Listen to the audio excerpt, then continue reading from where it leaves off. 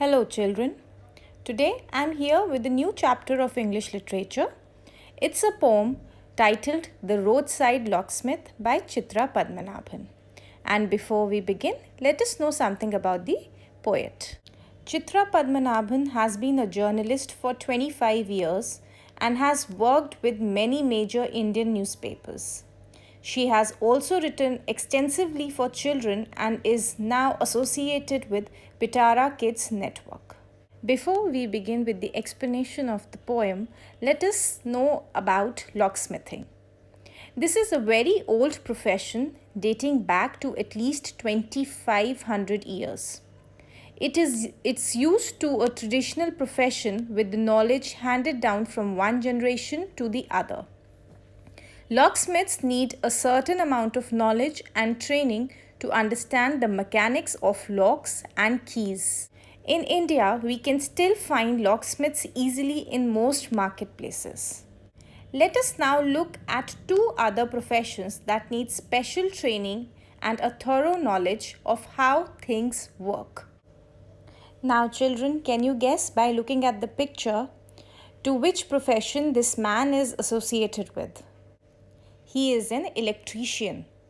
Electricians are those who work on electrical equipment, switches, wires, and electrical boards. They can install objects that run on electricity, such as a switchboard, a doorbell, a water heater, and so on. They can also repair and create such objects. They can test the strength of an electrical unit. It is a dangerous job that requires the person to be extremely careful. I think by looking at this picture, you all can guess the profession of this man. He is a watchmaker. Watchmakers or clockmakers do very intricate or delicate work. They use a magnifying glass to see the tiny parts of the watch or clock clearly. They can create or repair watches of various kinds. Long ago, watchmakers also made the various parts of a watch. They have deep knowledge about watches and can tell by checking a broken watch what the problem is and what needs to be done to fix it. Now let's begin with the explanation of the poem. First, I'm going to read out few lines from the poem and after that I'm going to explain them. The locksmith sits in the roadside with his wares. A tilted black umbrella blocks the sun's glare. A mountain of master keys heaped on the ground. In these lines, the poet tells us that the locksmith sits on the side of a road with his tools. He spreads all his tools like hammer, glue, rings, various keys, etc., which are needed by him to repair or make new lock and key.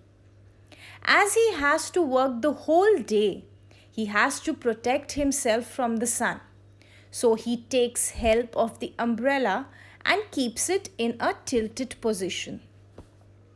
Now in front of him there is a mountain of master keys. That means there are a lot of master keys. What is a master key?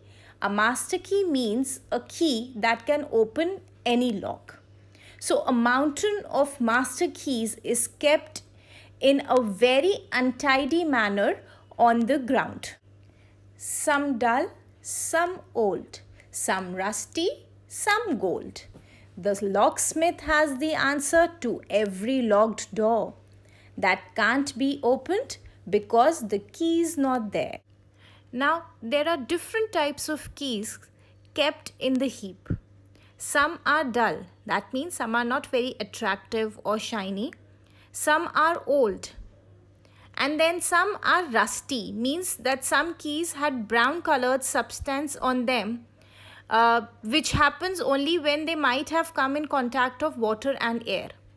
And some keys are gold in color, that means they looked new. The poet tells us that the locksmith can open any locked door. He has a solution to every locked door that can't be opened because the key is not there. And if you have a key that is lonely and lost, don't worry, don't fret, Don't be sad, don't be despair. He'll find a friendly lock to complete the pair. Now the poet further says that if you have only one key and its lock is lost, then don't worry or be unhappy or sad. You should not lose hope.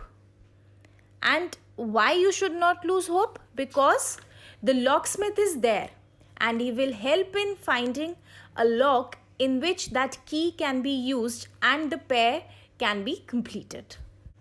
These are the poetic devices that are used in the poem. The first is hyperbole. It is a way of speaking or writing that makes something sound better, more exciting, dangerous than it really is. Example, mountain of keys. Next is pathetic fallacy. It's the act of describing animals and things as having human feelings. Example from the poem, key that is lonely, a friendly lock. Another one is alliteration. Black blocks, mountain, master, lonely, lost. And the last is visual imagery. The line, the locksmith sits on the roadside, a tilted black umbrella, creates an image of the locksmith sitting with a tilted black umbrella on the roadside. This is the summary of the poem. I'm going to read it out for you. The poem talks about a locksmith sitting on the roadside with his heap of keys. A tilted black umbrella protects him from the blazing sun. He has a huge collection of master keys that are of different kinds: old, rusty, dull, and golden. The locksmith is an expert at unlocking any door. It is he who can help you if you have a lock and lost its key, or have the key but have lost its lock.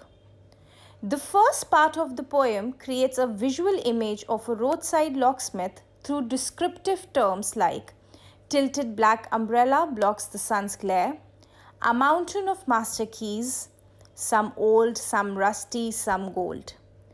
Through a simple choice of words and pattern, the poet conveys the theme that this seemingly simple person can be a lifesaver if you ever lose keys or even locks. Before I end this video, I would like to talk about the message that this poem gives us. This poem teaches us to not be sad or unhappy whenever we face any problem. Because for every problem there is a solution. Like for every lock there is a key, or for every key there is a lock.